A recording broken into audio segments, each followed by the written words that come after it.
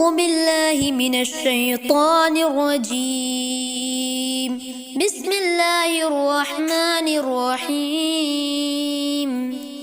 سبح اسم ربك الأعلى الذي خلق فسوى والذي قدر فهدى والذي أخرج المرعى فجعله غثاء أحوى سنقرئك فلا تنسى إلا ما شاء الله إنه يعلم الجهر وما يخفى ونيسرك لليسرى فذكر إن نفعت الذكرى سيذكر من يخشى ويتجنبها الأشقى الذي يصلى النار الكبرى ثم لا يموت فيها ولا يحيا قد أفلح من تزكى وذكر اسم ربه فصلى بل تؤثرون الحياة الدنيا والآخرة خير